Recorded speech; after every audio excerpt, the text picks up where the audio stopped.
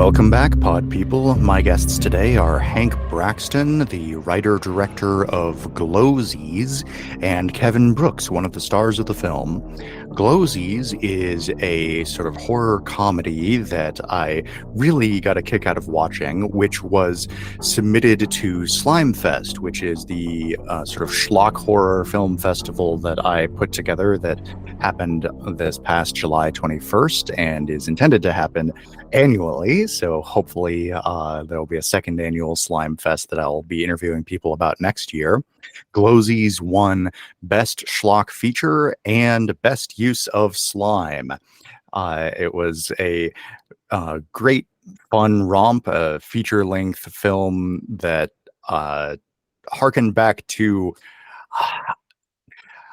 I almost want to say 80s, but I think really it gave me sort of an early 2000s vibe for some reason. Something about the aspects of the comedy, but it was still decidedly modern because we had YouTuber characters coming out and filming things, and that's one of the things that sort of kicks off the conflict in the film.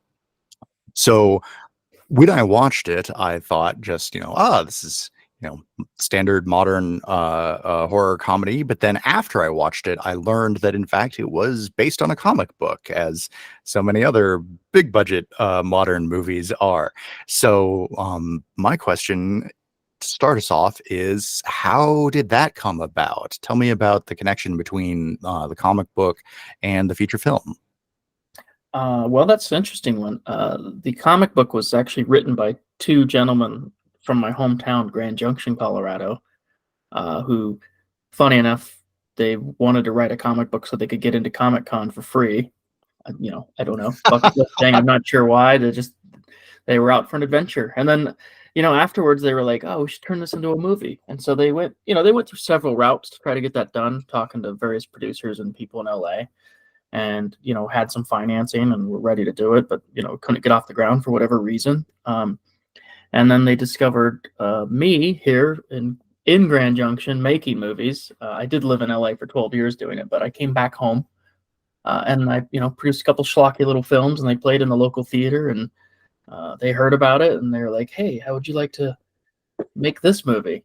And of course I was like, I like to make movies. And that's it. The rest is history. That's great. Yeah, so Hank, you're in Grand Junction. I'm in Pueblo, both in Colorado. Kevin, you're in Los Angeles for some reason. Valley, California. He's an actor, and you really do need to be in one of those bigger cities if you're an actor, because that's the talent pool. That's where everybody casts from, etc. One of the struggles being a filmmaker in Colorado is finding quality actors, and it's not just quality actors, it's quality actors that can take the time to do the movie, because it's not like a thriving industry here. So usually at best you're getting people that can come out on the weekend. Yeah, there's definitely, I would say, a fun group of people who are interested in making film for art's sake in Colorado, but there is not a strong film industry, as you put it. So I'll agree on that. So where were the people? I apologize if you just said this, but the people who made the comic book, where were they from? They're from Grand Junction. They're from Grand Junction? Okay. Yeah. All right. So you got to know them through that connection. Cool. Do you know when the comic book was made? Oh man, I want to say 2015, 2017, somewhere around there. Okay, and Glowzies came out in 2023, so I'm guessing you were filming. Well, it's not out yet. We finished the film late last year. Okay. And it's coming out. Still doing its festival run. Yeah, and we signed a deal with Terror Films, who seem to be pretty cool people. And they're going to put the film out. Ideally, the plan is this fall on all the, the usual platforms and, streaming services, all 600 billion of them. Yeah.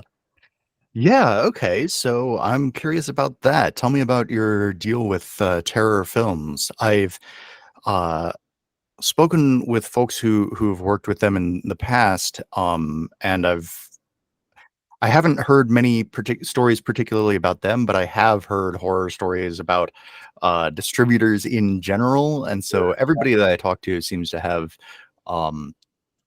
It's a Not- terrible industry. I'm just put that out there right now. It is an industry of connections and middlemen. Yeah, That are totally unnecessary to the art form and even getting the film into people's hands, but they take the most money because they've locked all the doors and they've kept all the connections to themselves for decades and decades. And so you have to know one of these people to get a decent deal. And even then, as I always say, money makes people funny. yeah. So why work with them rather than distributing directly through like Film Hub or something like that? It's a good question. I've thought about doing a Film Hub run, maybe on one of these next films, depending on how it's financed. Because I'm looking at doing an actually a cheaper movie next, just because I want to get back to just making something with my friends that I want to make and not compromising on anything, and just no pressure. There's always pressure when you have a bigger budget because you've got to earn that money back. And so you have to make compromises and put certain things in there and take things out. So that's, I don't know. I kind of want to just do it like I did when I was a kid for the next one. But I digress. I kind of went off on a tangent. Terror film seemed pretty great because essentially we're going to get the same split that we would get on Film Hub. But there's a team of people that push the film and help do PR, and they have some channels, and they actually do marketing.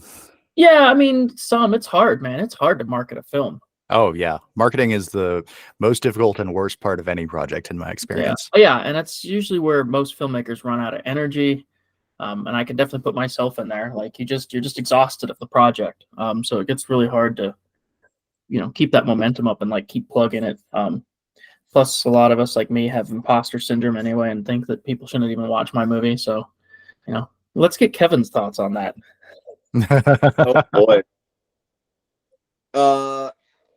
I don't know. I like the marketing side of it. When the movie's done, I kind of like getting it out there a little bit. I like I sat in a theater with you, Hank, in Colorado when we watched that, and the response was like incredible. Like I love that part when it's done. Like it's making the movie a summer camp, and then the movie itself is the photo album that you get for after a killer summer with your friends. Like that's an amazing metaphor. Memento of the experience you had making it. So I like that I get this kind of visual memento to remember the times making the movie with my friends. Because I mean, Hank and I have been friends for a long time, so making this movie was very like going to pal around with my buddy, and it was a bigger movie than we had kind of done before. I was able to kind of help other friends be involved in it as well, so it was kind of like a tight-knit kind of vibe. I feel like most indie films get that way. When you make a film with some people, by the end of it, you're all pretty tight. I think that's called trauma bonding. Especially on location when you have no escape. Like everyone out there that isn't a filmmaker and is listening to this, it's like I just can't even impress upon you how stressful and difficult but rewarding making a film is. And I think everyone should try it. Like especially now, like you've got no excuse. Like you got 4K on your phone. You can edit on a computer that costs a tablet. You could get a tablet for $200 and edit. It's like it's crazy the technology that's in your hands now. It's made it like simultaneously the best and worst time to be a filmmaker. Yeah, the pattern that I've noticed is that back before the era of smartphones, if you made a film, then your odds of getting it distributed and getting people to watch it and getting your money back at least were pretty good. But making the film was very difficult. Nowadays, making the film is much easier, but getting eyes on it and getting any money from it is much more difficult. Yeah, well, I mean, it's a sea of noise out there, right? Like way more people are making movies, but it's not just movies, because like sadly, like movie culture is kind of dying a little bit. Like it's not going to go away. Don't freak out, everyone. Like it's not going to be gone. But I have trouble seeing it ever be what it was, because everyone's watching TikTok or Twitter or whatever the next thing will be. These like short form meme stuff. And then of course you've got, AI generated stuff that's, I mean, it looks a little weird right now, but I mean, how long until that looks like it's totally real? Like, and anybody's like sitting on their computer and like making a movie that looks like studio quality, and it just takes them, 2 or 3 weeks of typing to do it. Yeah. It's gonna be weird. It won't have the heart and the soul, Hank. Maybe. I don't know. We'll see. I think there's gonna be, I think there's always gonna be a market for schlocky movies because of that. Because I think people like to see stuff that was definitely, without a doubt, crafted by imperfect human hands. Mm-hmm. Like, if you ever have any doubt that, you think, oh, I can't get this movie made, no one's ever going to trust me with money, no one's ever going to do this, I implore you to go to Peacock and just look at the horror section, and your faith will be restored. There's so many movies on streaming services. I feel like anyone that makes a movie can get it. I mean, you won't make a ton of money, but like, even I think you just put things up on Prime. They don't really even I don't know if they do that anymore. I think that's shifted. Prime has that past the kind of. But that Thomas used to be the case. Thomas mentioned Film Hub a little while ago, and there's been a few of these aggregator services over the last few years, like Film Hub, and what that is basically think of it as like a YouTube, except you upload your film and your artwork and your trailer, and then they QC it, quality control, make sure there aren't any missing frames or bad audio, etc. And then they take it out and put it on all the AVOD and SVOD platforms that they can. So they try to get it on Amazon and YouTube Premium, stuff like that. And I think the split is 80-20, so you get 80% of the rentals and purchases. I mean, you still have to do your PR, that's been the case as long as I've been in the industry. I remember my first film when Chemical Peel came out 10 years ago, back when we got a DVD of it, full of special features and commentary tracks and all that stuff. That was like right at the tail end of it. But it's like I still, it came out and I was like, cool, we're gonna, this little indie film's gonna make some money and do blah blah what I've been seeing from all these other films. And what I didn't realize was if you don't promote your film, Lionsgate isn't going to promote it either. So I think that's even more true now. If you do like a Film Hub, you better be doing the PR. They cut a good trailer. My trailer was better. Was it really? Oh man, I just remember the Lionsgate logo, and then they have like this Don LaFontaine movie trailer voice that comes. I know it was cheesy. It's so, but it worked. I don't know. I do miss the trailer voice. Hey, but here's the thing: just to jump on the AI thing for a second, you are going to see a lot of really fun trailers in the next few years for movies that don't exist. I mean, I've already been seeing a couple. Oh yeah, I saw a trailer generated by AI. Couple days ago it was Black Panther but starring Robert Downey Jr. from Tropic Thunder. Oh wow. I know I saw a bunch of Gen X people get fooled by a fake AI generated Thundar the Barbarian awesome. trailer. Yeah, no, I mean if it was a real thing, it would probably be cool. Imagine the boomers, right now they can't even recognize obviously terrible Photoshop. Oh yeah. History is going to mean nothing in a few years because I've got video footage right here of JFK drinking coffee with David Bowie. He was still alive. Yeah. And they're not going to know. They're not going to be able to be like, I've seen video of it. It's real. No, my favorite example of that is when they would cut trailers together for movies that we were looking forward to, like years ago, Beetlejuice 2. But it was all from existing movies. That was that's the old style. You guys might be too young to remember, but back in 99 or 2000-ish, there was a fake trailer cut together for Star Wars Episode 2, and it had shots from Braveheart where they rotoscoped lightsabers onto the weapons and stuff, and it actually looked way better than the movie that came out. I do remember this. Anyway, that was a phenomenon at the time. But look, as a filmmaker, I gotta say, look, I've already used some AI for stuff, nothing that you would see on screen, but the audio cleanup tool in Adobe Premiere now. I got some footage of somebody talking in the back of a car on a on-camera microphone, and I ran it through the AI tool, and it sounds like it was recorded in a studio. So, like, there's going to be tools that are going to help your film as well. I'm just not looking forward to the movies that are like totally AI generated, but who knows? Yeah, that's where it gets dicey, because like if you use it for a leg up, that's kind of ideal. Yeah. Like, with Jurassic Park, you have Stan Winston's animatronics with a little leg up with a little CGI. Flash forward years later, and it's nothing but CGI, and Stan Winston's long gone. Yeah. We made Rick there, That's it's a shame that those practical things are kind of making way for I don't know, less tangible, less good. Like, I don't know. I mean, that's just opinion, like I showed some kids Tremors and they like threw up. Like they were like, this looks terrible. Really? Yeah, and I'm just like, oh, I think I'm old, that's it.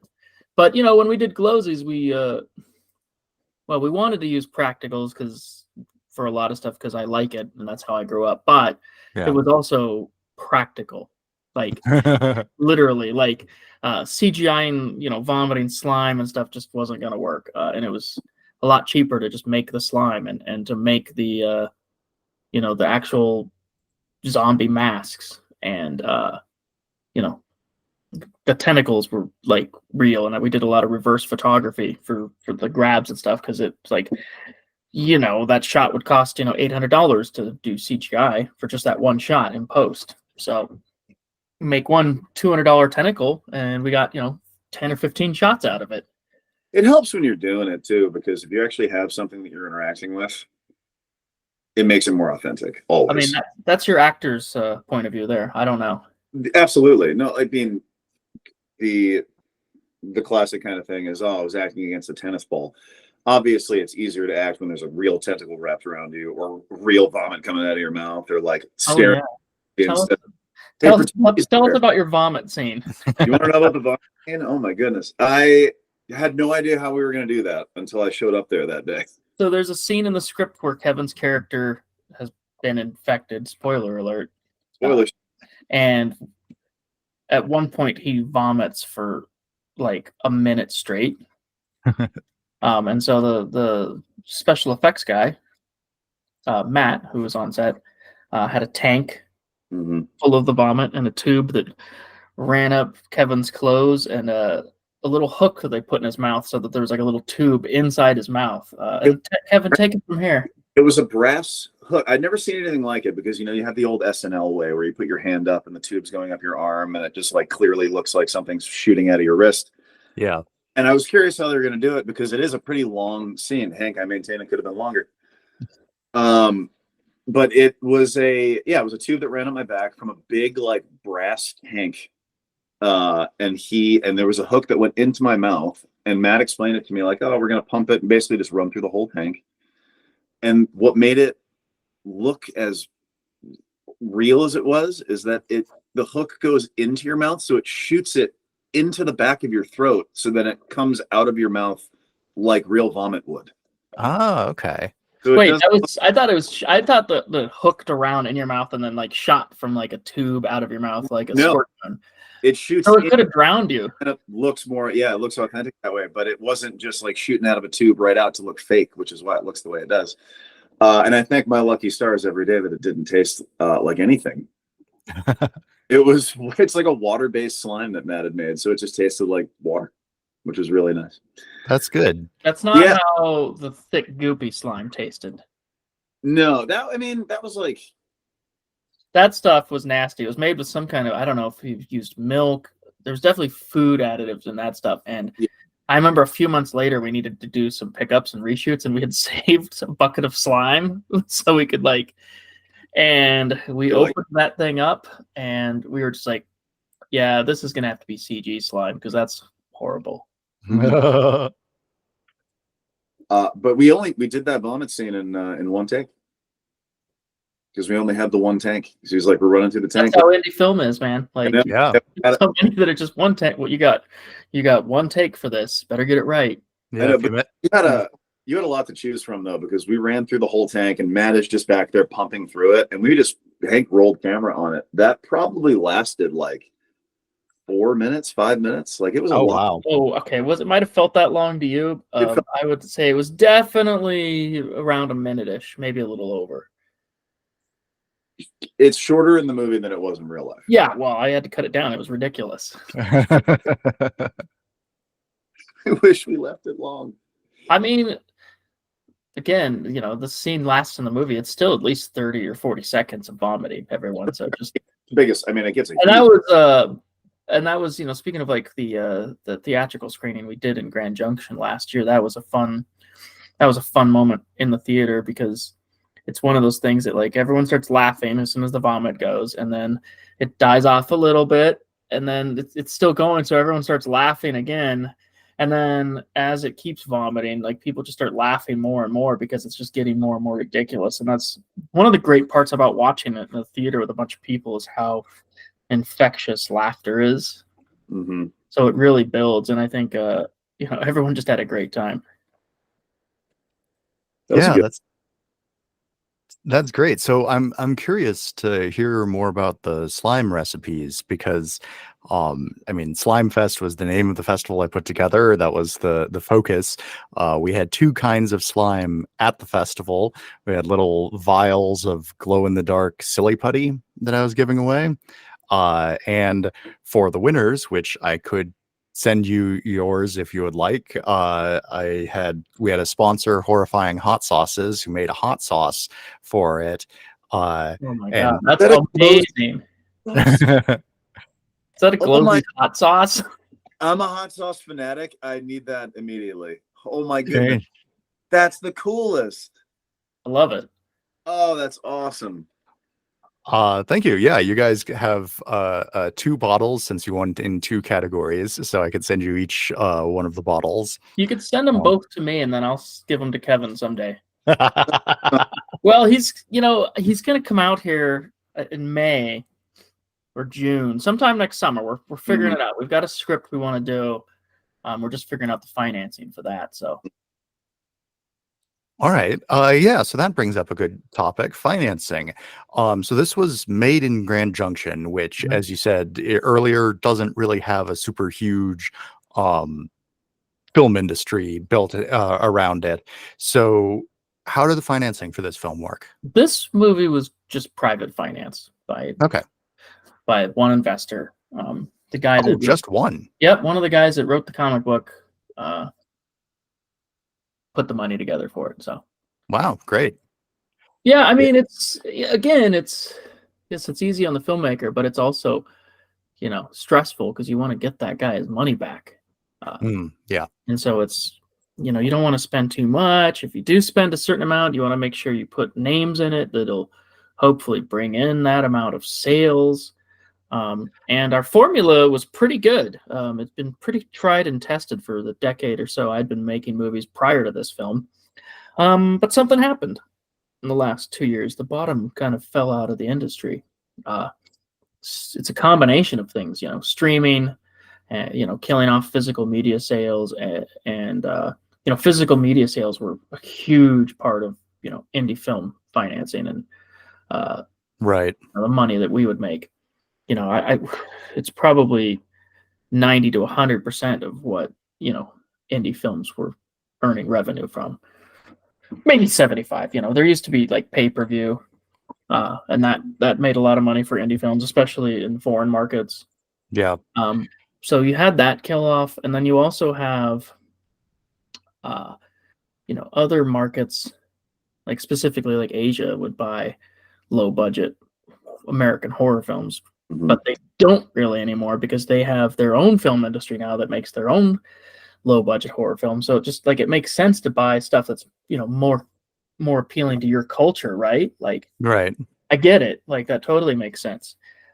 So that's been pretty hurtful. And then the thing I'd mentioned earlier, which is just tons more movies and people making movies, also makes it a very crowded marketplace. So yeah, that combination of things has made film very, very difficult to profit from, and it's never been easy. But Yeah. now it seems like, man, like if you make a movie, you're just like, it's just a lottery ticket. Yeah, and yeah, like a real lottery, the odds of actually making a bunch of money are very, very low. That makes sense.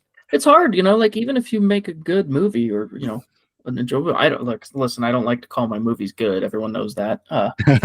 People seem to really enjoy Glowzies, and it felt like we made something, pretty unique and fun, and kind of appeals to the whole family. But even that in itself is like, that's difficult to market. Like that's difficult to put in a box and tell people like, this is what kind of movie it is.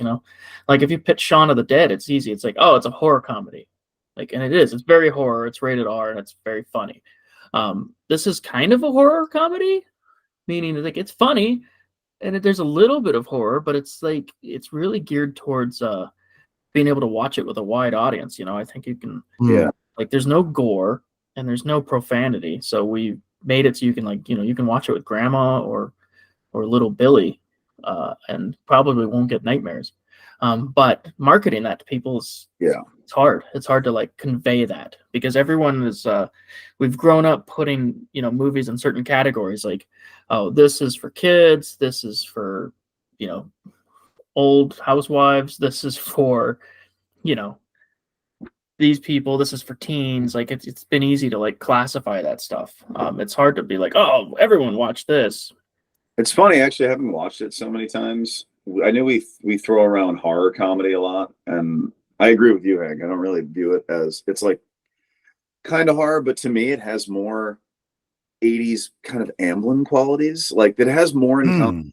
It has more in common to me with the Goonies than it does like Evil Dead. You know what I mean? Like, it feels like it's that kind of that camaraderie between the kids and everything, and even with the watchdogs, and just going kind of on an adventure versus something they don't quite understand. So it's the ordinary versus the extraordinary, which feels very like almost Goonies, E.T., Amblin, action adventure. Like, yeah, just kind of like this. Interesting. Man, you can't even put it in a box. Like we made the movie and we're like, it's hard to explain, and that makes it hard to sell. Yeah. But the slime.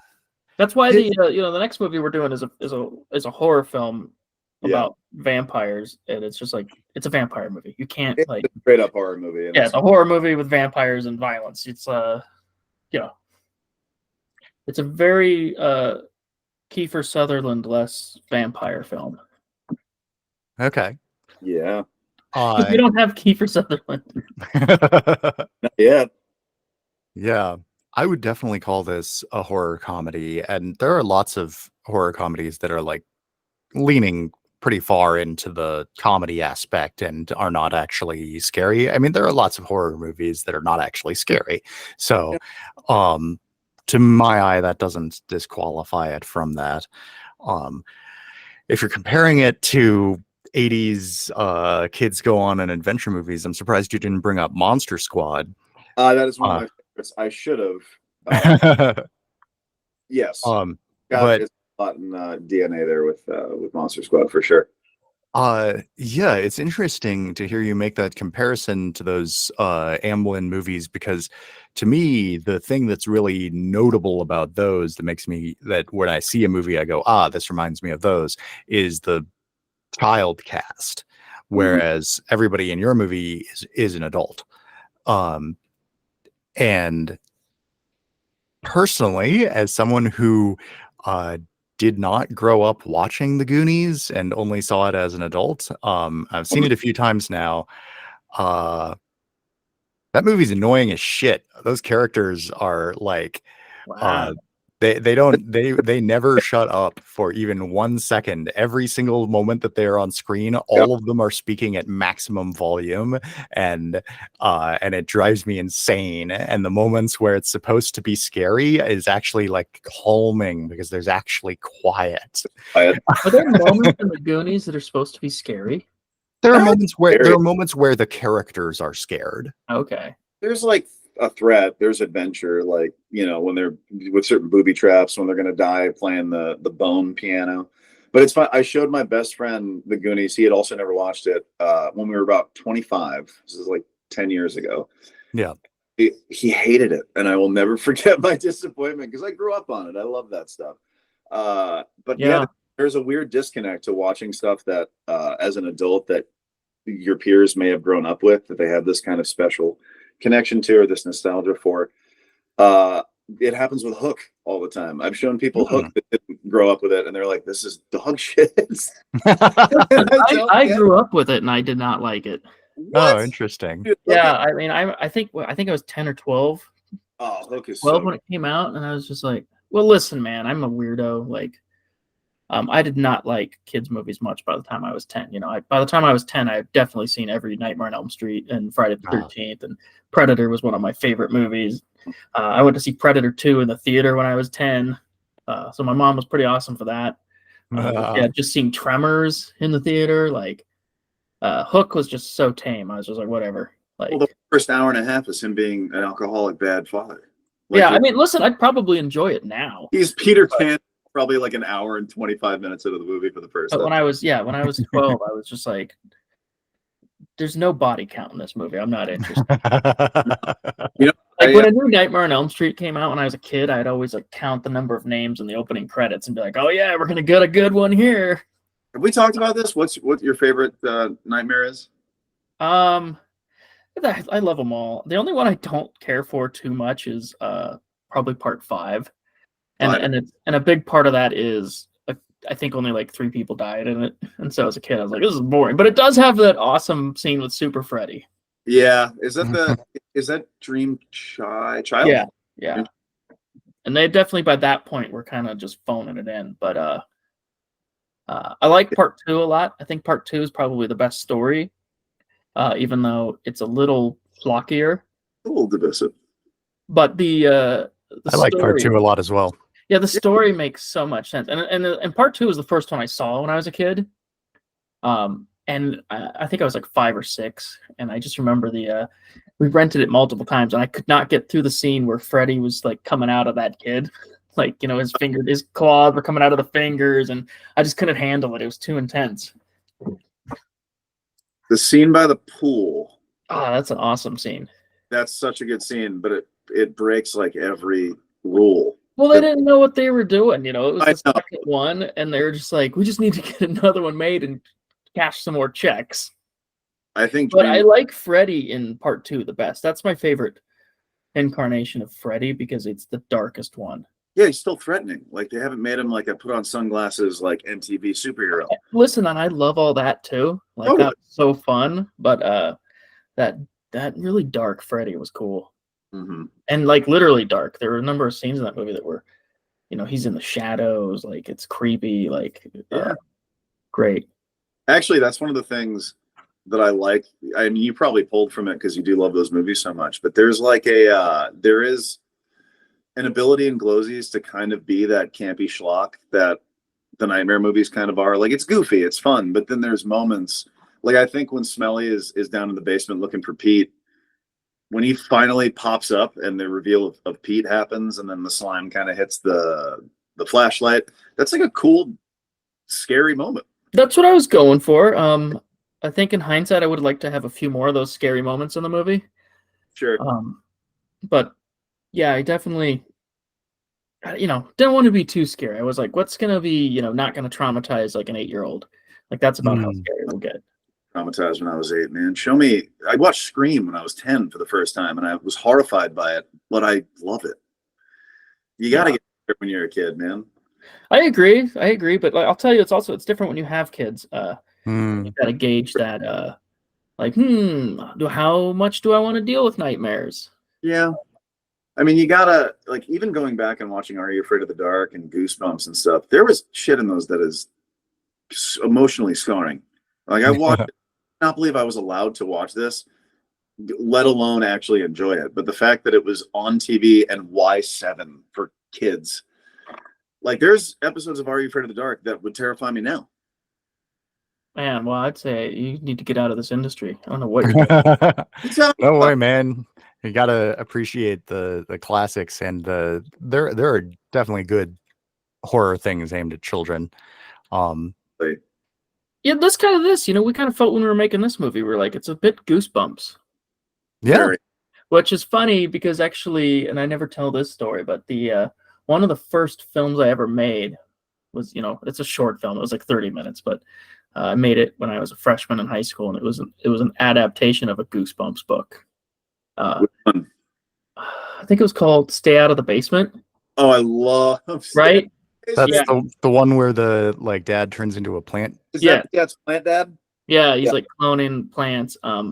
We changed it completely so that the clone goes on a murderous rampage, so we can throw a dummy off of a cliff. I mean, that's what we did too. We built a dummy and we threw it off a cliff and filmed. It's ridiculous. Here, Braxtan, got to change it up and make it a little horror. That's awesome. Yeah, I'm bummed that my dummy gag didn't make it into Glowzies. Usually, I have a dummy in almost every movie somewhere. Like we use a dummy for something. And in this one, there's a character that's supposed to get pulled by a tentacle into a box, like where the slime is. And we had this ragdoll dummy that was supposed to get yanked across, but it just wasn't working. Like the wig kept flying off, and it was too silly. But generally, yes, I like to have a dummy in my movies. Hank, I have to ask you, because this has been on my brain for a while since I watched the final cut of the movie. The scene where Dr. Barbeau is finally possessed and is walking up the hill after being sucked into the box. Is that you? No. In her outfit? Are you sure? Yeah, I'm sure. Who was that? It's the shots. It's the reverse shots of her. I know what you're talking about. Yeah. I know what you're talking about. I don't remember. That was a day of pickups I did with a bunch of new people. So we needed, a lot of times you get a movie done and you have a lot of holes.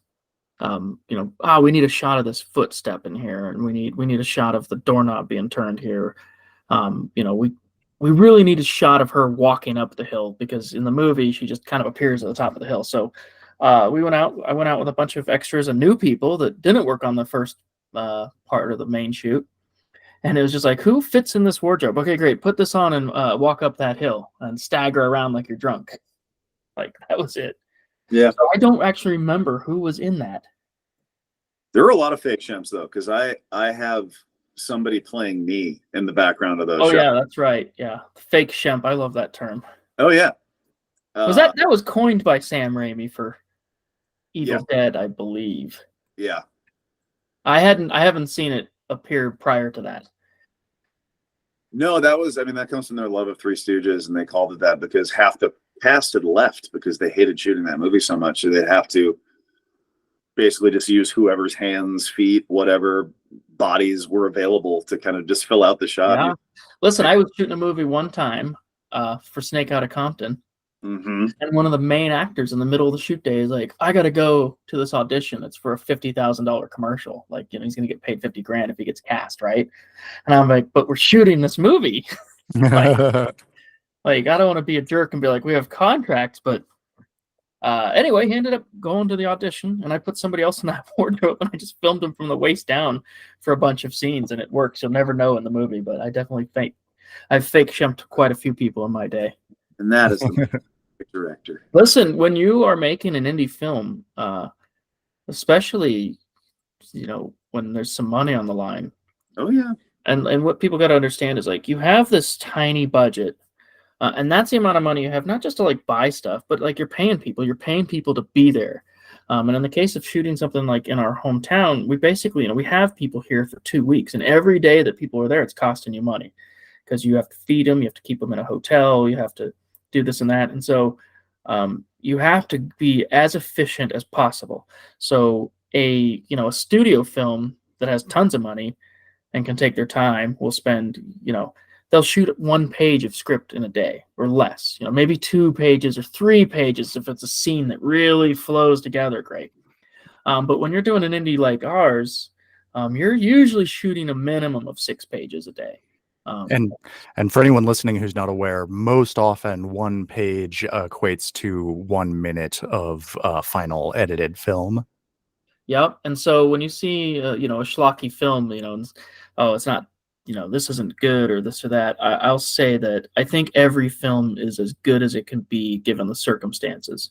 And again, with an indie film, I've done movies where we shot 12 pages in a day, and we what do we? I think when we were filming Chemical Peel, like day one, we started filming at like 10 a.m. or noon, sometime around there, and we didn't finish filming day one until like 4 a.m. the next morning, something like that. So it's grueling, and everyone starts to cut corners. And things, you start getting diminishing returns because people are tired, and stuff's just not going to be as good as it could have been. Yeah, I think that's an interesting thing to think about because on the one hand, of course, yeah, you want to take your time and make things as carefully as you can, but on the other hand, you want to actually finish things, and you could always find some way to improve things. I forget who said it, but and I forget if they were even talking about films, but I remember a quote that stuck with me saying, "A film is never finished; it's just stopped." Yeah, you're just out of time or money. Or it's just Yeah. is that the quote? Like a film is never finished; it's just abandoned. Yeah, that's a You good could one. be, yeah. Yeah. Yeah. I agree. Like there comes a time, even like on long shooting days, like Hank is saying, or even, on any movie, there comes a time when you have to move on, or you're not going to make your day. It might not be perfect. The actor might not be, hitting it as hard as you want them to. The visual gag isn't quite working, but like there comes a time when you have to move on. Yeah, and there's plenty of times where we're literally just running out of daylight. Yeah.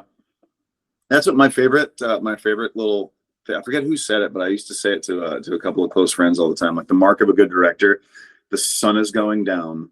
You have maybe an hour. You have 6 shots you have to get, but only time for 2. What 2 do you choose? Like, how do you make 2? You need 6. And Did you ever? Sorry, go ahead. I always have time for more than 2. Huh? I said I always have time for more than 2. Oh, the sun's going down. By working really fast?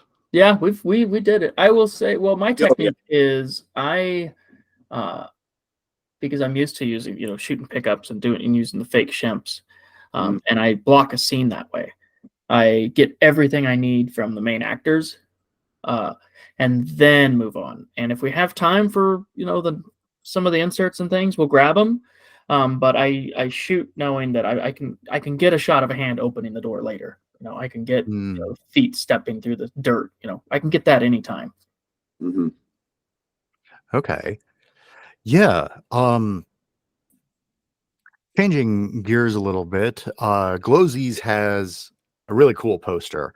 And right in the middle of it, there's the official selection at Sitges, which I'm probably pronouncing wrong, but Sitges is a film festival in Sitges, which is a city in Catalonia, Spain. It's one of, if not the most prominent horror film festivals in the entire world. So getting an official selection there is a pretty big deal. Tell me about that process. Film festivals are the worst. Let me just put that out there. It's a terrible process because you're just like, I've told people, I'm not the only one to say this, by the way. This isn't like, oh, Hank's so brilliant. But, a lot of us have likened, making a movie to making a child in a way, right? You spend years making your baby and making it the best you can. And then at some point, you got to put that out into the world. And people can't wait to tell you that your child is ugly. And you should never be allowed behind a camera again, et cetera, et cetera. There's nobody more excited to talk about a movie on the internet than the people that want to rip it apart. Nobody's like building accounts so that they can like talk about how great a movie is, but they will definitely tell everyone how terrible it is. Obviously, that's not like 100% of the experience, but submitting to film festivals is like it's like a whole nother level of that, where you're like putting your movie out there for people to literally judge and deem if it's good enough to play with the movies that they're playing. And it's disheartening even to this day. It's mostly rejection. Like most of the time you don't get into film festivals. Like there's especially the bigger festivals, they have so many submissions, and the process is like, all these screeners go to like the lower level people first, like the interns and stuff like that. People that are probably sitting there with their arms folded. I could make a better movie than this. I mean, you just never know. A lot of it's luck of like who watches your movie, see if they actually like it, if it gets in. But either way, you're still sitting there, and every time you get a rejection email, it's like, not only did I spend $80 to submit it, but it's like, oh, it's not even good enough for that. I suck. Oh, it's not even good enough for this. I suck. And like even with Glowzies, which has gotten into a few festivals, you gotta anytime you see a movie get into one festival, it probably got rejected from 10 or 15 others, and those hurt. Yeah, but it's like I can't blame the festival programmers either. Like, that's a hard job. Like, you have to watch all these movies too, like, and who has time for that? Yeah, speaking as someone who's both submitted my own films to festivals and run a festival, my perspective changed a lot when I ran the festival, because I was very much in the same boat as you, of being like, oh, I got rejected from this one, but why? What did they accept that was better than mine? And then like, oh, I got into this other one. Oh, it's so exciting. Oh, but I got into one and I got rejected by 15. But then when I was actually doing the selection of things, like, I can think of at least 2 movies that I rejected from SlimeFest that I thought were really good, but like one of them I rejected because I had time for 2 feature films, and I knew Glowzies was going to be one of the feature films, and so I had to pick between these other 2, and whichever one I rejected was still a really good film. And like another one where I was like, oh, this is a really good, really enjoyable film, but it's half an hour long, and if I accept it, that means I need to cut 6 5-minute films, or I can accept those 6 5-minute films instead. And I accepted 20 films into SlimeFest because it's a 1-day film festival, and I got 129 submissions. So Wow. yeah. I ended up showing 6 hours of films, and I got 35 hours of submissions. So it's hard, man. And you had to watch 35 40 hours of content or whatever. Like, that's a lot of time. That consumes a lot of your time. And it's only going to get bigger. If you keep doing SlimeFest, it's going to grow. Mhm. And you're going to have other people that watch movies that may not share your taste. And I might have to do that. I'm going to counteract that a little bit by raising the submission fees next year, so I'll get fewer spray and pray submissions.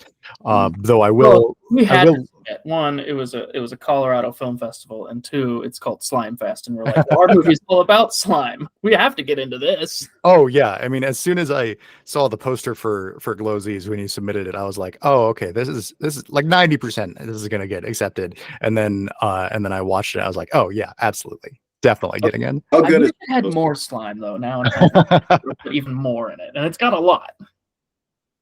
Yeah, I mean, we should have had more slime. I will say though, so this is a 1-man film festival. Basically, it was me and a few people that I recruited to do very specific tasks.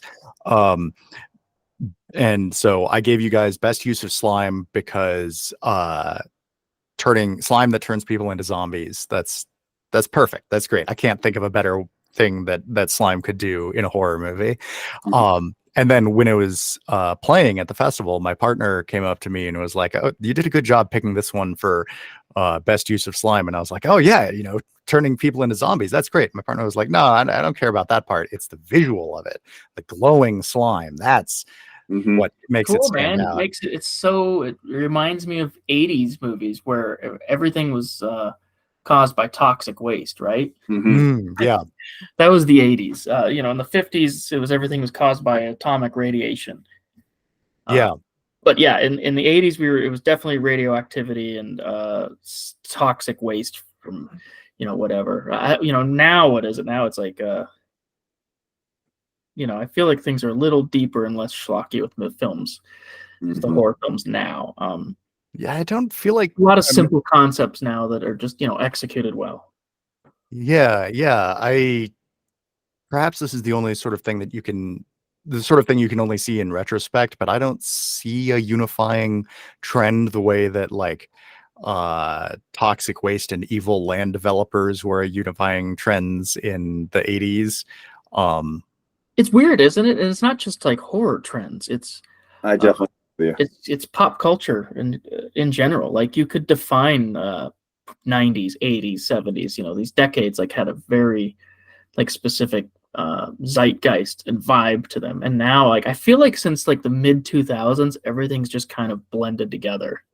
Maybe that's just because I'm getting older, but that's my perspective. I mean, I guess you could say there's a unifying theme sometimes in like social media, because I feel like there's a lot of yeah, that's a good point. Haunted this, that there's always some kind of social thread or social kind of connection theme, and especially a lot of the bigger movies, but not as much as it used to be. It's not as obvious. You don't have that. Maybe it will be by historians in like 50 years. They'll be like, oh yeah, you zoom out and see it a little clearer. Yeah. Like that's the task for artists and filmmakers, right? Like the good ones are able to like put their finger on that pulse and figure it out, and the rest of us are kind of like, well, that movie was successful, so let's try to make something like that. Yeah. And that's that's kind of what we do. But I've gotten into the philosophy the last few years of just don't try to make things for other people. Just make what you want to watch. If you make what you're interested in, I think that's a lot more honest. And the odds are that other people are going to share that taste and also like. Somebody will. I can't be the only freak out there. Yeah. True. Yeah. I've seen Glowzies in a theater now. Like, I guess so. I did the screening in Colorado. I did a film festival in Tampa, and both times sitting in a theater and watching it was incredible. Like the audience response is great. Like everyone laughs at the slime, the puke, the lines that we intended to be funny, the bits that we intended to be funny. So it is cool to like sit in the room and be like, okay, people are getting it.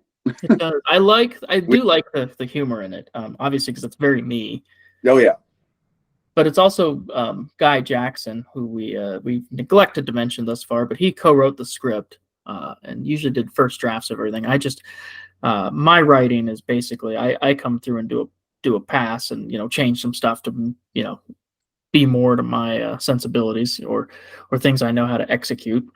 But I kind of the humor was kind of Scooby-Doo a little bit.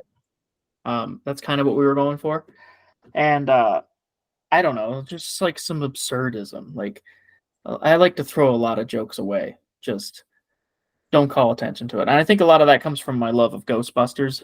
And Peter Venkman's character, which is everything is just throwaway humor. And it's awesome you mentioned that too, because there's definitely a way. I think we benefited from the cast, not even just myself, but Lexi and Taylor and everybody, because you read, especially look at the comic book or read the script, there is a way to do this and play these characters that is too caricature and too cartoony and too big and too early 2000s, like silly. And I feel like everyone kind of was on the same page and played at least the characters a little more grounded. Mm-hmm. I think that it's a cheat that a lot of filmmakers have used the last 10 or 15 years, which is that ironic humor or that self-aware, which isn't really that charming anymore unless Deadpool's doing it. Yeah. But honestly, like I find like just try, like take it seriously and let the camp be natural. Yeah. Kind of was grounded and let the wacky situations be the wacky situations. Like no one was let the zombies. Exactly. It's a silly situation, but the characters take it completely seriously. Yeah. Yeah, that's a good rule of thumb to use, is have the characters take whatever's going on seriously. Yeah, like there's a way to play Walter, the character that I play. There's a way to do him that is more like a Mad TV sketch than just a goofy, sarcastic kid. Like there's definitely a way to lean it too far in the other direction and be a little too cartoony. And I think we just kind of hit the nail on the head with everybody. I think everyone understands what movie they're in. and everyone kind of is on the same page. That's Right. just the mark of a phenomenal director. I would agree with you. Yeah. Highest marks. I do definitely want to keep talking. I also want to take a brief break to go use the restroom.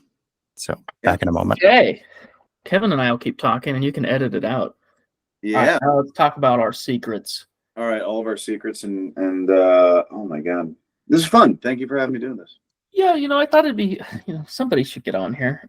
Yeah. I had asked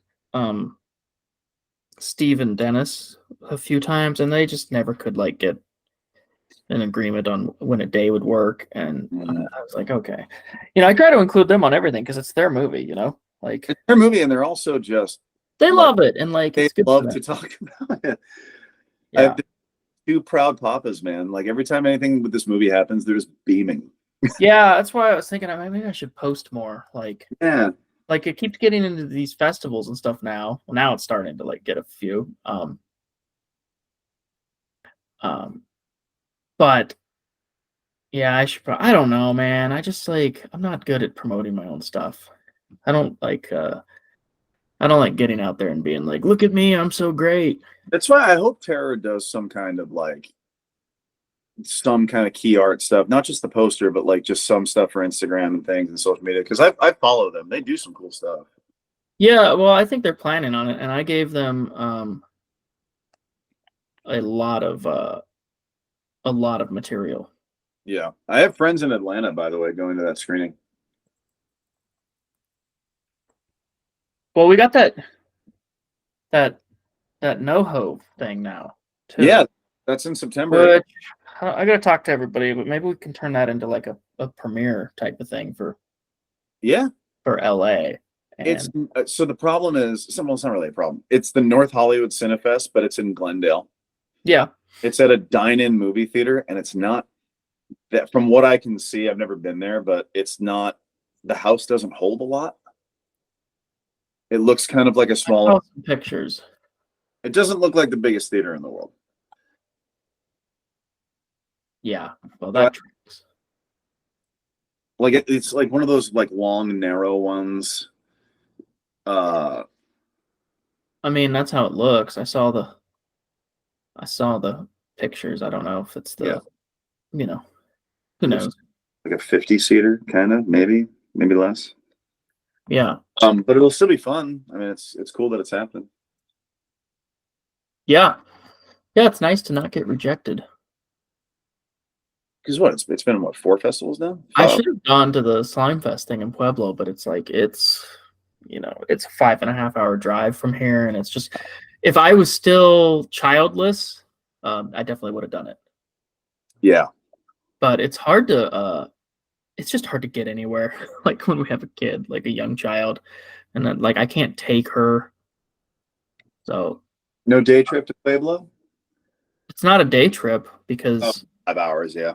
Yeah, that's 3 days easy. Drive there 1 day, drive back. Well, 2 days. I could drive there, see the movie, and come back the next day. Yeah. I mean, if you wanted to kind of extrapolate it and make it a little trip.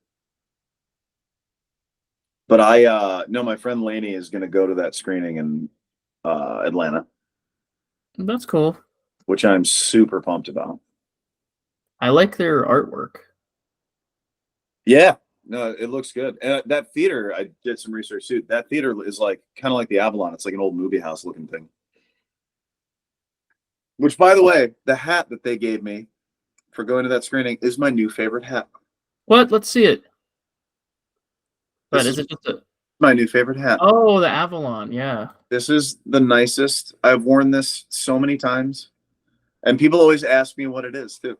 This is the theater that we had the big hometown screening in Junction of the movie when it was finished, Thomas. Yeah. Called the Avalon. The Avalon Theater. It's our art house theater in Grand Junction, and it seats 1,100 people.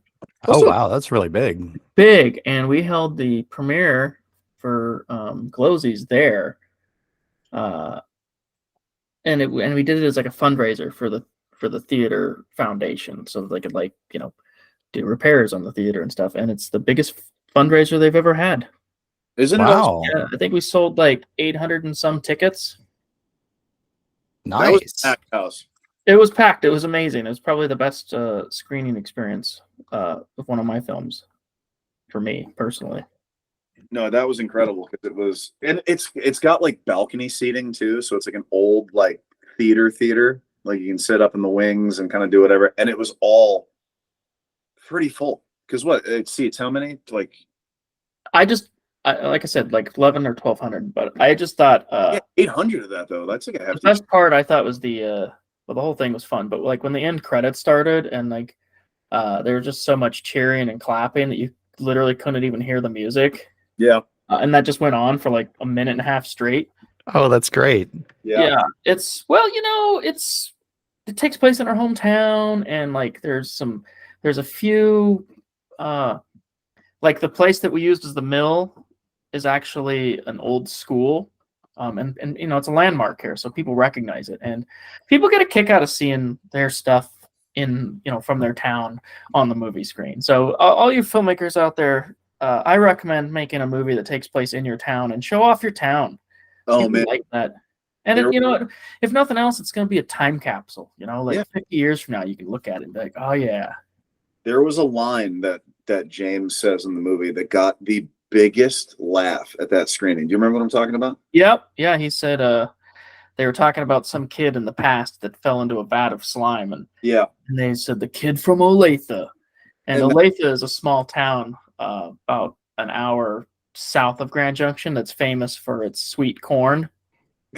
And we love it every summer in Grand Junction. We can't wait. Everyone's like, I can't wait for that Olathe sweet corn, because their dirt is the only dirt on the planet where that corn grows. Something like that. That's our legend. But just people hearing it, they lost it. It was funny. Yeah, James delivers that line and the roof caves in, and I'm like, okay, That's great. all right. Yeah. Lots of moments like that, especially when we would cut to establishing shots of certain places, and the crowd would there'd be like oohs and ahs, and I'm like, okay, right on. It's a hometown movie for sure. Hank knows how to showcase Grand Junction like in great ways, because this is what, the third movie you've shot there, Hank? I think it's the fourth. Because what, Dragon Soldiers? We did Dragon Soldiers, but I mean, Dragon Soldiers was mostly shot in the forests around Grand Junction, and some of the rocky deserty stuff. It wasn't like in town. We didn't show like. Actually, there was some. Oh, this is 4 because I forgot Dead Zone. Yeah, there's Dead Zone, but they all look different. Like you're not using the same locations. It's not like, well, it's Grand Junction. All of them have such this unique visual energy to it. Trying to showcase Western Colorado as a shooting location for other films and stuff. Yeah, we're working on growing the industry here. That's really our big goal. And my wife's working really hard on that. She's actually part of she's the deputy film commissioner for the state, actually, and right now they're working on getting the Sundance Film Festival to move here. So, wow, from Utah, I can say that because it's in the papers. Like, they're visiting. They're visiting like 5 potential cities to be host for the Sundance Film Festival going forward. And one of them's Junction. Not Junction. It's Boulder, actually, but it's still Colorado. I mean, look, it's gorgeous. I remember that was the first time I'd ever gone to Colorado was to shoot this movie, and it was they had us up in it's why I say summer camp, because it was almost like we had this little bank of townhomes that the cast. We Airbnb'd a complex of townhomes, and every one of them had actors and crew in them. So it's fun, right? We were all neighbors. We all had like just our own rooms. After like tough shooting days, we'd all go to one person. Like it was very summer campy, and it was very cool. And we kind of like stayed in our little hub and bubble. But like there were exploration days, and I'd never been there, and it's a gorgeous place. There's mountains in California, but they're not Colorado mountains. Well, the Sierra Nevadas would have something to say about that, but yes, the Rocky Mountains are pretty impressive. Yeah. That John Denver is in fact not full of shit, man. Yeah. Yes, the mountains in Los Angeles look kind of wienery once you see the Rockies, but there's some pretty mountains in California. Oh yeah. I mean, yeah. Like if you're looking over if you're looking over Burbank and seeing Warner and everything with just that line of mountains in the background, that's the nicest view to me. But just being surrounded by it, and there's also like there is kind of like this nice Americana, like quaint vibe to it that I loved about Colorado. And everyone's just kind of like living their life, doing their thing. Yeah. Raising So their so speaking of the locations that you guys were filming at, how did like you said it was an old school that was used as the mill? Is that what you said? Yeah, H- yeah. It just had a good look. Looked like a haunted house. So we're like, that's Yeah, it looks abandoned or at least disused. it is. It is. Did you have to get permission from someone to shoot Oh, there, or did you yeah. just shoot there? No, of course. Always get permission. And do it the right way. I mean, we have insurance, production insurance. So like, if we damage anything, we can pay for it. Like, you got to do things the right way. And production insurance isn't that much money, so there's no excuse to not get it. And yeah, you've got to get permission, especially when we're doing a film like that, because we had. They don't look like huge scenes in front of the place. Like, maybe there's only a couple actors in it, but you have that 4 or 5 actors. But then we also have 15 or 20 vehicles parked out there, tents with all the food and wardrobe holding, and it's a production. 30 people out there total. I mean, and that's a tiny movie, by the way, but it's a lot of people. You couldn't really just go steal those shots and get away with it, especially when you need to be there multiple days. So you definitely want to get permission and have insurance and be safe. It's fun. It's a tiny movie, but it felt big. Yeah. What was the budget on it? Well, that I'm not necessarily going to get into specifics on, but it was a little bit more than El Mariachi and a little less than Sin City. Okay. Right in that ballpark for sure. Yeah, it's in that ballpark. Yeah. I will say it was at least 6 figures. Okay. Like, and this is, shooting in Colorado too, to stretch a buck, because if you take that same price and shoot it in Los Angeles, it's 6 people and an iPhone. In Colorado, yeah, I don't want to I'm not keeping budget secret because it's like I've got the secret sauce or anything like that. But it's not my money that's on the line and that needs to get made back. So it's not really my place to put that out there. That's up to Steve if he wants to talk about that publicly, which most people don't when it comes to their money. So yeah. If it was my money, I would probably just be like, oh yeah, it costs this and this. I can talk about past movies, like Snake Out of Compton. We made that for $100,000. We shot that in Los Angeles, which is, like Kevin said, the money does not go far in LA. No, you can definitely stretch a buck in Colorado because the movie felt big, even just on set, the amount of people, the things we had at our disposal for. Yeah, well, we had a lot of college kids that would just show up. Most of them were just interns, so they were like, we didn't have anybody working for free, but they might as well have been because it was very cheap. But I like to pay everybody. Like, they were an experience, and it was a good one. Like, it was. Yeah, and I'm proud of them because a lot of those kids have gone on and they're making their own stuff, and they learned that they love doing film lighting or they love doing props and wardrobe, and that's what they're doing now. Well, they learned from the best. Yeah. Yeah. Who is that? You're going for your own version of the Roger Corman film school. Take a bunch of people on, teach them a bunch of stuff, and then they go on to make bigger and better things. Yeah, and some of them have. Some of them are, they're out working in the industry. One kid that had done 2 movies with us is now, unionized art department member in LA, and I had him come back for this and do the art direction. It's his first credit now as the art director, not just some intern. So I love that. That's great. When I was a younger filmmaker, it was all about how great I am and everyone's got to see how good this is. And as as life humbles you, as it does, it's cool to give opportunities to others. And let's see what you can do. Maybe my whole point of existing and putting all this together wasn't for me to make a big career out of it, but maybe it was to help somebody else. Or, even if it's not like you're turning into Steven Spielberg or some like massive career, maybe it's just like art is keeping you out of trouble, or it's keeping you from your depression. There's a lot of really great positive things to come out of like people discovering film, because they don't know that they can do it. Like, you don't know that like you can make a movie, like, and you might love it, and I said it to everybody, if you're suffering from depression or anything, like, you gotta try some arts, because you gotta find something you love to do. And by the way, if you're a depressed person, you'll probably make really good art.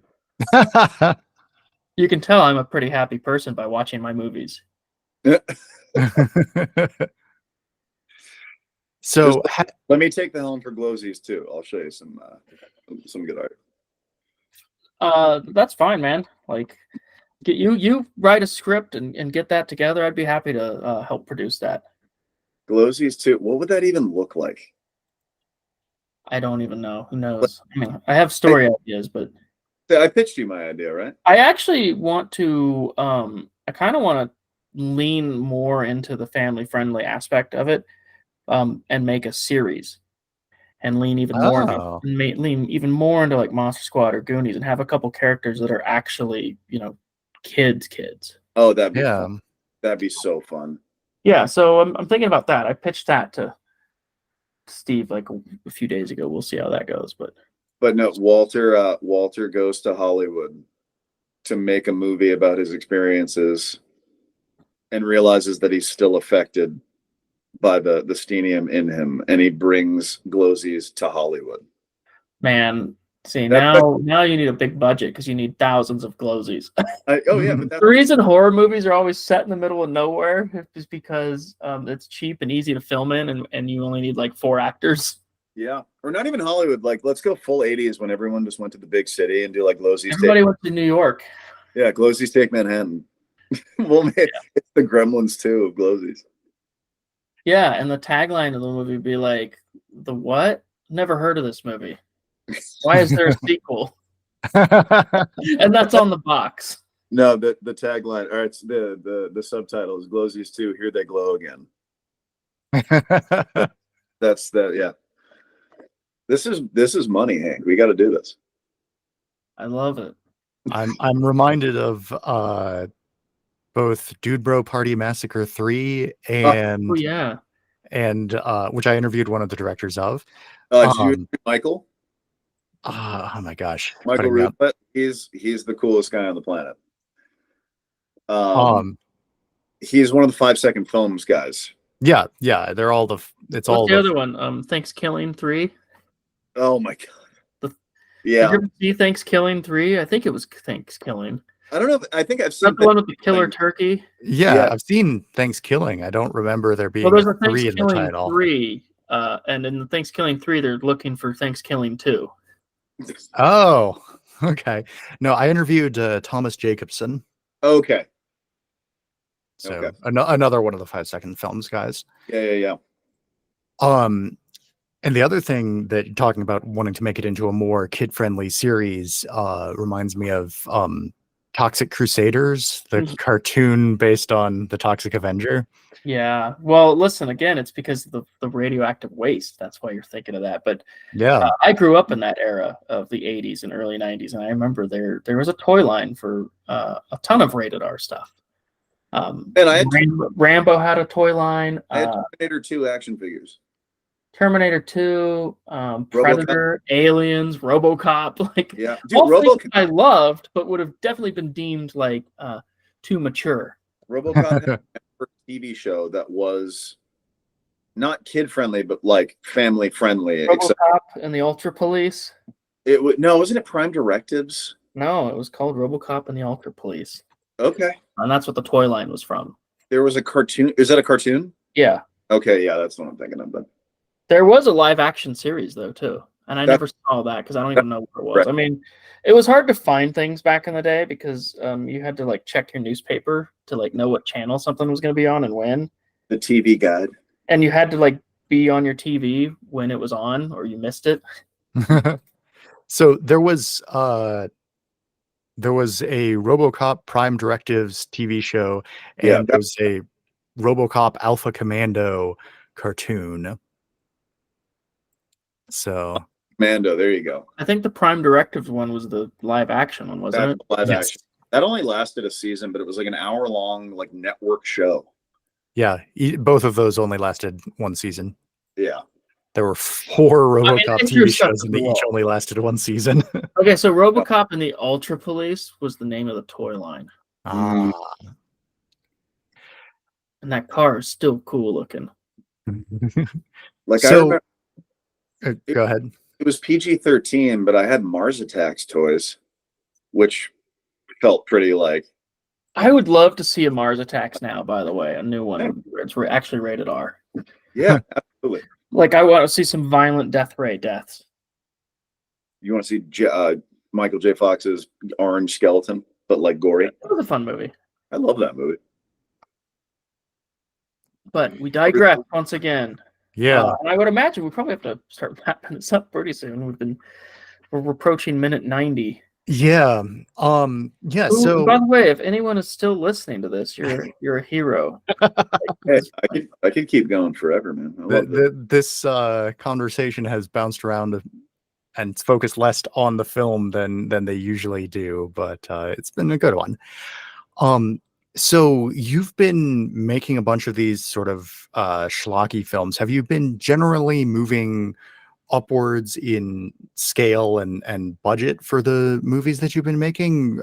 Staying steady? What It's are your kind of ebbed and flowed over the years, to be honest. Okay? But I will say, they all moved up from my first film. When we did Chemical Peel, we made that for like 15 grand, something like that. Okay. And so like some of them have been a lot higher than that. Some of them have been just a bit higher. Dragon Soldiers was a movie we made for under 100 grand. Same with Jurassic Hunt, just kind of experiments. But the thing about all of them is like every movie since Chemical Peel has been a movie I've been hired to direct or hired to develop and direct. So I haven't in a long time just made a movie that I wanted to make. Glowzies came pretty close because even though it wasn't my concept, the executive producers, the guys that wrote the comic book, like really liked a lot of the stuff I was coming up with, and the guy and I were developing, and kind of let us run with it, so that was fun. Yeah. So if you got handed like a dream budget, what sort of film would you want to make? It's tough because that's definitely changed over the years, Oh, that's interesting. Well, you at some point I would love to do a Predator film. I think I'd make it really. I think I could make like Prey. I thought was pretty good. Mm-hmm. I actually like Predators too. I just think that I love Adrian Brody as an actor. I just don't think he's right for that role. But that was a fun movie. But yes, I could make a pretty great Predator movie. I grew up reading all the comic books, and I'm familiar with the story and the universe. And Predator is definitely one of those like foundational films. And I could say the same thing for Ghostbusters. I didn't even watch Frozen Empire. It just looked so generic. But Afterlife, I thought was just like, I don't know what they're doing with this script. Yeah, it's very. I don't want to be cocky. I'm just like, give me like a week, and I will write a better script than either of those movies. It's a cartoon show. It's not bad. Jason Reitman and Let me have that cast, you bastard. Yeah, it's tough, like you start to, the more you learn about the industry, you learn like even dream projects aren't necessarily that for a lot of people because, let's just say I get, $100 million to make a movie from Warner Brothers or something. And it's like, well, you think you had pressure before. Yeah. And by the way, you think that like this director that's like nobody gets to just do whatever they want. Like it's very rare. Like Christopher Nolan gets to do what he wants.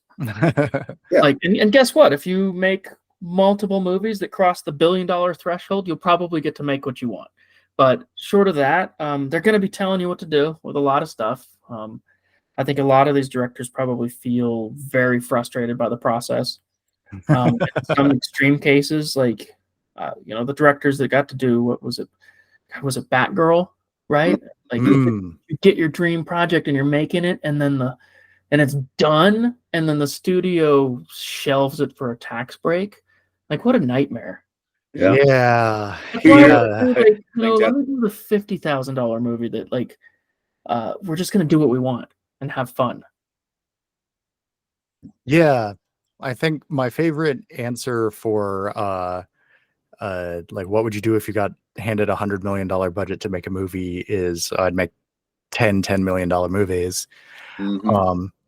Because yeah, you're right. Like I think no matter the scale that you're working at, with the very small number of exceptions, you're going to be encountering not necessarily the same struggles and problems, but new ones. And you can't actually solve every issue just by throwing money at things, and throwing money at things causes new issues. Right. So I will say, listen, since we're having fun with this hypothetical, and I didn't know I could ask for 3 more wishes.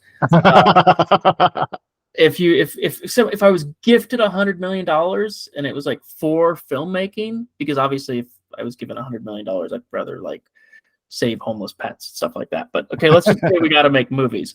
I would much rather take that and put together a little studio and just start financing movies for a bunch of other kids and my friends and stuff. Like, oh, you have a cool concept you can make for 300 grand? Here you go. Like, oh, you can do this? Great. We're just gonna make a little studio and we're just gonna churn out a ton of projects for a ton of people. yeah. And by the way, I could still make that Predator movie for like $10 million for sure. Yeah. What was the budget of the original Predator movie? I mean, back in that time, it was probably like 20 million, maybe 30. I don't know. But I mean, that's a different era. That'd be, Yeah. 60 million now. That Yeah. 87. Yeah. Well, they would have been making it in 86 though. Yeah. Yeah, somewhere between 15 and 18 million. Yeah, I know inflation is obviously a big factor, but I remember watching the lineup of double features at my local drive-in movie theater a while ago, where they were showing like this $30 million movie, this $50 million, this $150 million movie, and then this $5 million movie. And I bet you it's that last one that everyone's going to remember because it was Alien. Yeah. And yeah. Well, Alien is another one of those movies. It's like Ghostbusters in the sense that it's just lightning in a bottle, man. Like the concept was, crazy enough, but the execution happened, and it regularly doesn't happen, even with studio films. Like things don't fall into place. The casting isn't spot on. The great art director that you want wasn't available. The composer wasn't, you didn't get the right composer. So, when a movie like Alien happens, I mean, and they went through multiple directors before they like settled on Ridley Scott, by the way. Oh wow, I didn't know Yeah, that. they were trying to get, a bunch of different people, and it was risky too, because it was like, even from a script, like that is a B movie. Like that is a schlocky movie that easily could have gone that way. But they put amazing artists on it, like from the production design to the cast to the composing, and it just came together. And it's so hard to do that. Even when you have millions of dollars, it's so hard. There's a lot of moving parts, and if one cog is even just a little off, it can throw the whole thing out of whack. Like you can have everything you want, but the wrong score, not going to work. The wrong editor, you know what I mean? Like there's a great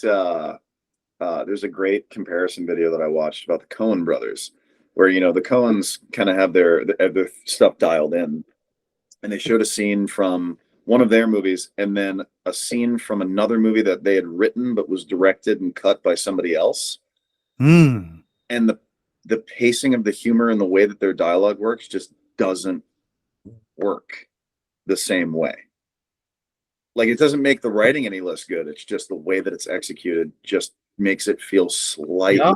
And that's why I'm committed on this next movie to just doing the movie I want to make, the movie that I wrote, right? Like, which I haven't written a script by myself in years, but I've reached that epiphany that like I need to just make my movie and trust my instincts and sensibilities and make it for me, and then it'll be like an honest film. I'm definitely not saying it's going to be like Coen Brothers level, but I'm curious to like see it when it's done and be like all these things in it that are good and the things that aren't good. That's just me.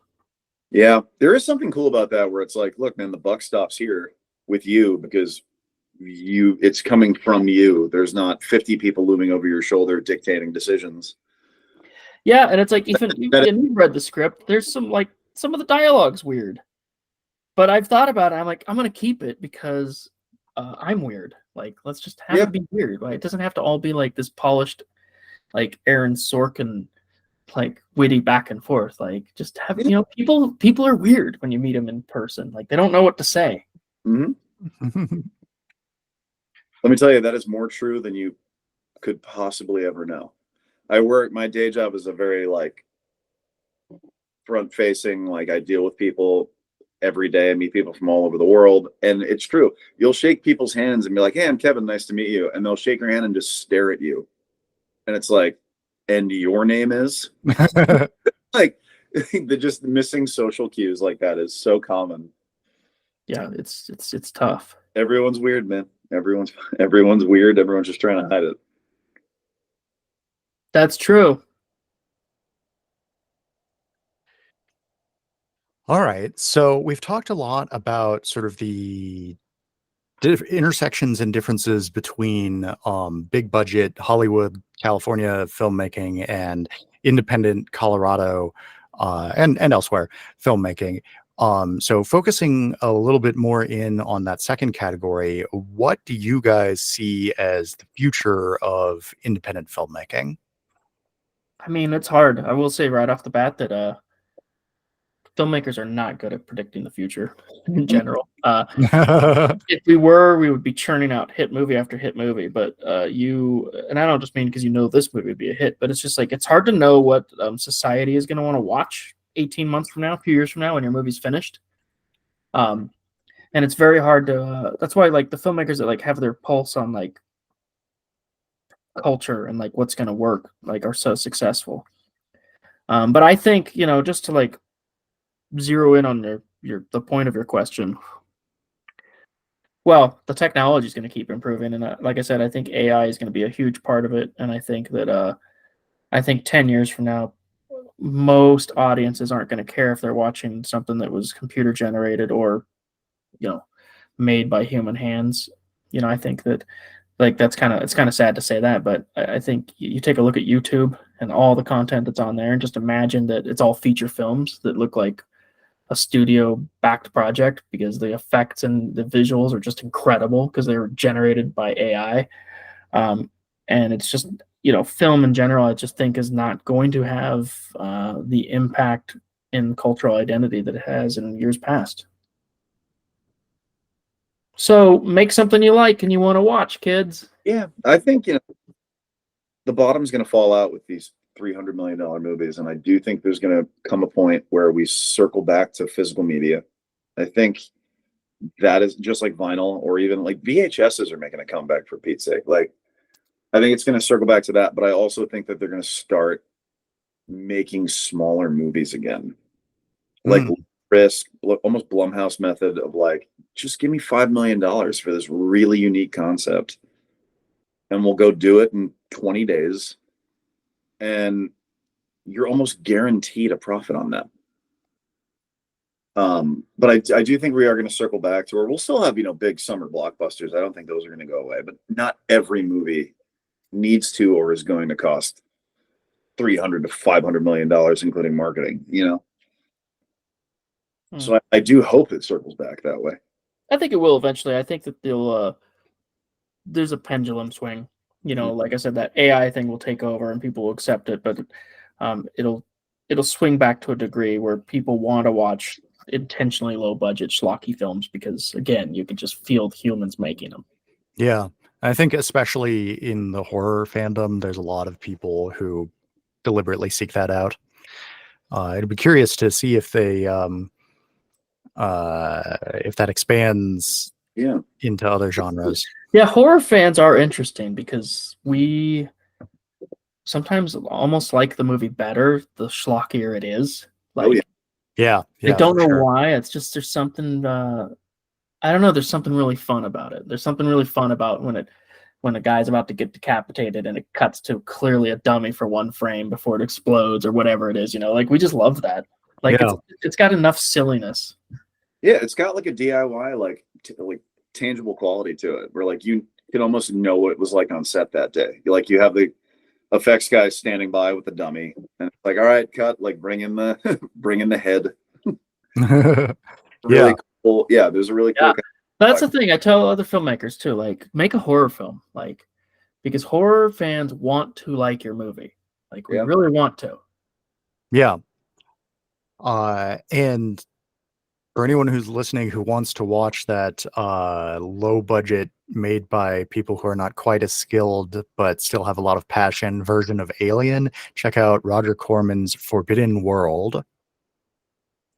Oh yeah. Oh yeah. I think I've seen it. That's what my favorite part about that era was, all of the knockoffs that would come out. Like you have like Leviathan. Oh man, it was good. That's the thing, is there used to be so many knockoffs in those in those decades where something was popular. Yeah. Oh, there's still a lot of those. I mean, there are, but Asylum. Because like nowadays, like the horror films that make a lot of money are what? Like The Conjuring, Talk to Me, The Black Phone, stuff like that. And it's like was huge.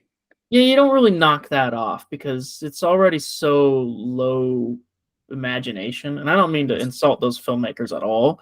They did a great job, but they're just ghost stories, right? Whereas like in the 80s, we got to make a guy that kills you in your dreams and he's covered with these scars, or the guy in the hockey mask and that's his, his shtick. He goes around and he kills you with different gardening tools, like Alien. Like we had these high concepts, and like horror now, I just feel like none of them are high concept. What was that? And they're good, like It Follows, like was a cool movie, but it's not like there's no one's gonna dress like the monster from It Follows for Halloween. Yeah. What's the horror movie that came out that was a horror version of Jurassic Park? Is it Carnosaur? Oh Jurassic Park is a horror version of Jurassic Park. Exactly. What do you mean? No, makes a good point. That is a horror film, but Carnosaur. I guess you know what? Now that you mentioned Carnosaur, and I believe that was, I don't think that might have been a Roger Corman. It might have also been could have been Full Moon Pictures. That was a pretty big company in the late 80s and early 90s. They did Puppet Master. They did a lot of like the low budget schlock, and they did some knockoff stuff. And those were really fun. Now you have, what do we have? The Asylum, and like the Asylum has turned into a machine that has like, I've never seen anyone be able to just crank out like mockbusters or knockoffs the way they do. Like if something comes out that looks like it's going to be remotely popular, like their movie's out like a month before. It's great. Yeah. Carnosaur was produced by New Horizon Pictures, which was one of Roger Corman's studios. Great. This might be interesting. Even Toby Hooper did one right around the time of Lake Placid. He did Crocodile, which is, I don't know if that's Corman as well, but it's like, that is a schlocky, almost Asylum level movie, and it's Toby Hooper. Toby Hooper, I feel like, is kind of a schlocky, fun like director that just got really good at it, though. Dude, Life Force is a schlocky lover's dream come true. Life Force is incredible. But again, it's executed. It's almost executed too well. Yeah. And that's like maybe the problem. But I mean, obviously he did Texas Chainsaw, which like, I mean, if Texas Chainsaw Massacre is so good that I think if it came out now, people would be like, wow, this was really groundbreaking. Like that movie is just so well executed. That's practically there's a realism to that that's wild. Yeah. It's. But it just goes to show, if he's making schlocky movies now and then and struggling too, like that's how hard it is, man. Like. Yeah, it's interesting. You were talking about the you make a movie that makes $1 billion, and Texas Chainsaw Massacre didn't make $1 billion, but I would argue it's more influential than most movies that have made $1 billion. So it's and like what's another great example in that era is Halloween. Yeah. right? Like, and we can't appreciate that because we weren't old enough to go to the theater to see that. But when that came out, like, and that was a pretty low budget movie, and it just was lightning in a bottle. Like, it, like the reputation preceded it. Like, people like, dude, have you gone to see Halloween yet? Oh man. And then, like, how many knockoffs did Halloween spawn? And Friday the 13th, one of them. Like, and we love Friday the 13th, but, like, you know, Halloween kicked that off. And it's like a lot of horror filmmakers, like, were really trying to make Halloween or Nightmare on Elm Street or one of these things that just becomes this beloved, like, series of films, not just like a one-off, but like a cultural phenomenon. Because it's not just like the money. I mean, listen, we all want money, but it's not because, like, I want to drive, like, you know, fancy cars and live in a mansion. We just want freedom to just make movies all the time. Like, that's what we want money for. And we want to make movies because you want to make something that's impactful. Yeah. Something that's culturally relevant, that lives with people, sticks with people, has longevity in that way. Yeah. I mean, that's my goal still. It's just like, you know, I love getting all these kids opportunities on these movies and this and that. And as far as my movies go, I just want to make something that it does well enough that we get to make a sequel, and I see somebody dressed up as one of the characters at a Comic-Con or something. Like, that would be cool. I want to go see a Walter somewhere at Comic-Con. A bleach blonde. They probably would have if you had shaved a notch in your eyebrow. Oh, let me say, listen. When we were talking about the character, there was a route that Hank wanted to go, and I'm usually down to clown. I can play. I can go in the sandbox with everybody else, but he wanted me to put a notch in my eyebrow and just shave a little bit. But I may have been misinformed. Eyebrow hair is hard to grow back. If you take off an eyebrow, it might not come back. There is a percent chance that you will not be able to grow that hair back. And I don't want to live with an eyebrow for the rest of my life. I think it's a great conversation starter. Yeah. Hey, so what's up with your eyebrow? Yeah, you can just tell them about this movie that you're in. Well, and then they rent it, and then you make 5 cents on residuals. It all started in Grand Junction. No, but I think it works out. The bleach blonde gets the point across. Yeah. Yeah, I mean, I always try to make the characters, you know? Mm-hmm. In fact, in the next movie, I was thinking maybe you go with a mohawk, but we'll talk about that later. See, my hair on the top of my head grows back. That's what I'm saying. You can't complain about the mohawk. I'm not gonna have a mohawk. Yeah, character. But don't get a mullet, and I'll come to play. Don't think about a mullet now. Mullet. No, just wear a wig, man. Just wear a wig. Oh, there's no good wigs. I've seen Fantastic Four. There's no good wigs. Do you know that story? No, and we don't have time for it, Kevin. Nobody here cares about the Fantastic Four movie. When they made Fantastic Four stick, when Josh Trank made that movie, they went back and did reshoots with Kate Mara, but she'd already cut her hair for something else. So for half of that movie, she's wearing an atrocious wig. I heard it was bad. I should watch that movie sometime. No, you shouldn't. Okay.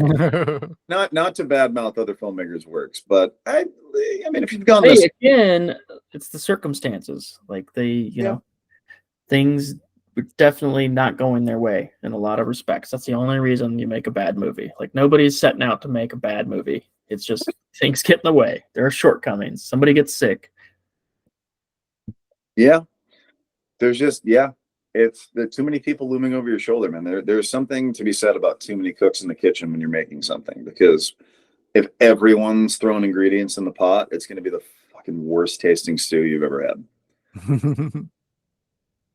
Like, you know, just there's got to be a captain of the ship, and I commend Hank for this. No one commands the ship better than that dude when he's on set, because, like, at the end of the day, you're very open to receiving ideas. Like, I would throw stuff at you shooting the movie, and we would either talk about it or find a way to make that work or whatever. Or sometimes, because I've known you for so long, you're just like, no, that's terrible. Well, listen, it's like I tell people, when you're a director, you're just a traffic cop. Yeah. and you've got to direct the ideas that go in the right direction for what you're making. And I love everyone's ideas. Even if you're a production assistant, like you might see something or think of something like. And when we've got time to discuss all that stuff, I think that a set is a place full of artists, and everyone has valuable insight. And some ideas don't work. I mean, the director knows that not every idea is a good one. Right, and sometimes we don't figure that out until we're in post, and that sucks. That's true.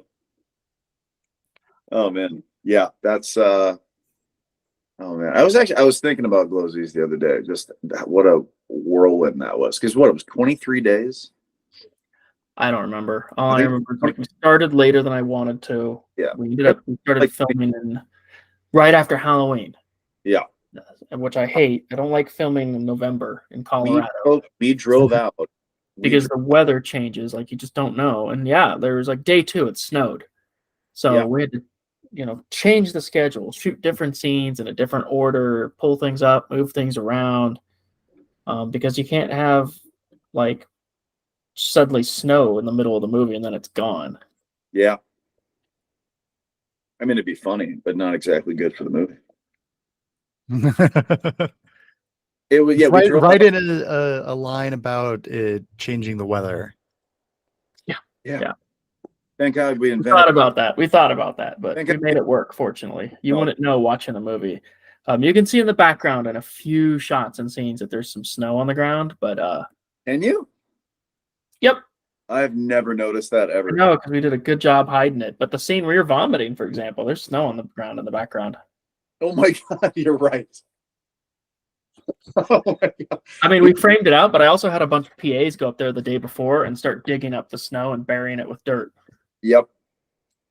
Now that you mention it, that is absolutely correct. But you know what? You're focused elsewhere. You're focused on Matt's amazing vomit effect.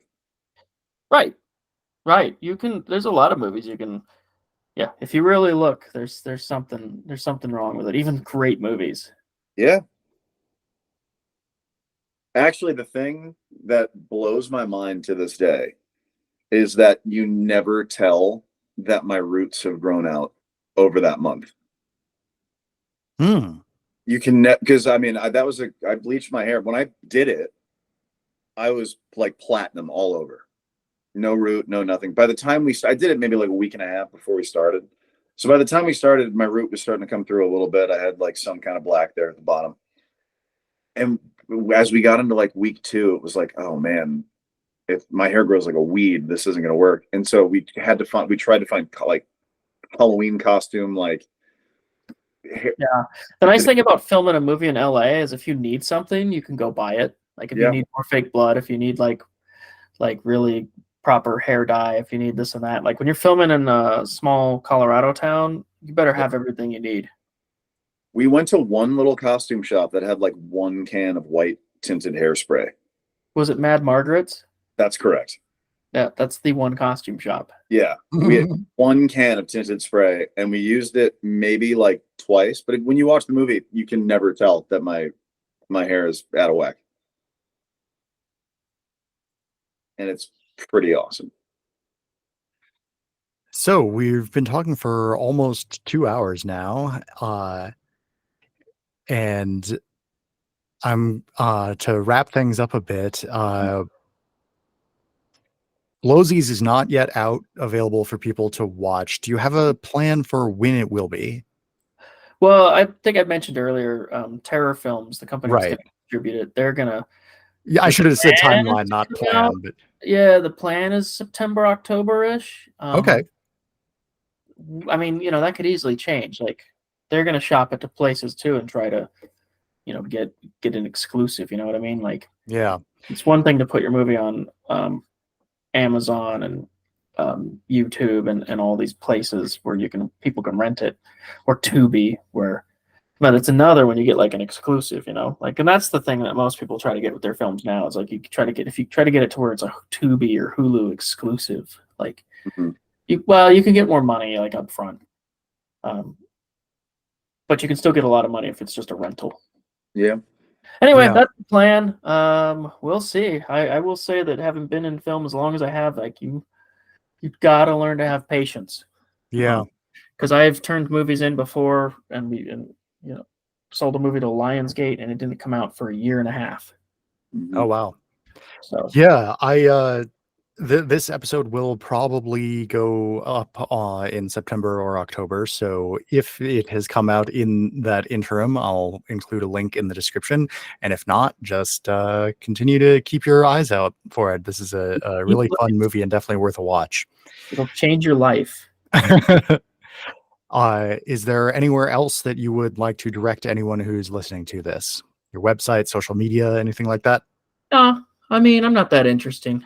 You can. I mean, honestly, I even on my Instagram, I don't like when I'm making a movie. I post some behind the scenes pictures, but the rest of the time, I just post pictures of my daughter. Yeah, fair enough.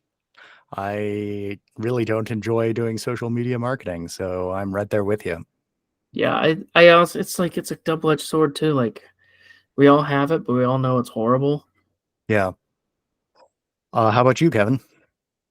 I mean, I try to be active on Instagram. I do have social media. It's kind of one of those weird necessary evils when you're trying to live this life and get movies out there. You kind of have to.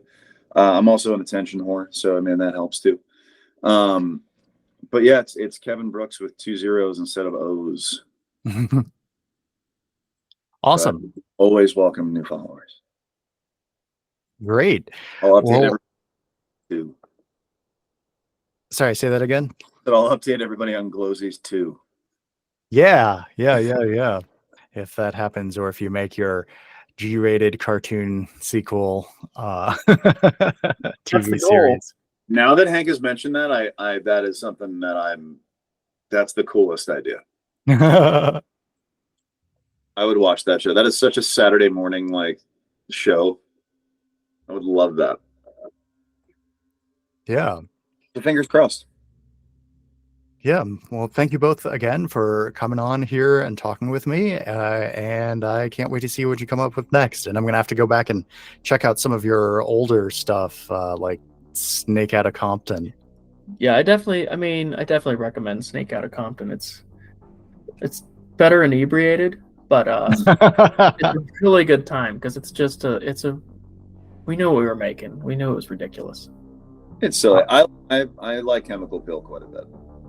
Yeah, people seem to like Chemical Peel because it's a serious horror film. It's actually, I think it's pretty good. I like Chemical Peel a lot. I actually like Unnatural a lot. I haven't watched any of them in a long time. Someday. Unnatural, great. Well, good. I had a good theater experience with that one. I went to you did a premiere at Raleigh. Yeah, that's a theater in Los Angeles. Yeah. For everyone that doesn't know, Raleigh Studios. Raleigh Studios in Hollywood. That was a really fun night, and what a good movie! What a good audience! It's a mutant polar bear movie. What's not fun? It's super fun. Also starring the lead of Glowzies. Excellent. Yeah. Well, thanks for having us. Absolutely. It was awesome. Thank you. Take care. Cheers. Like it.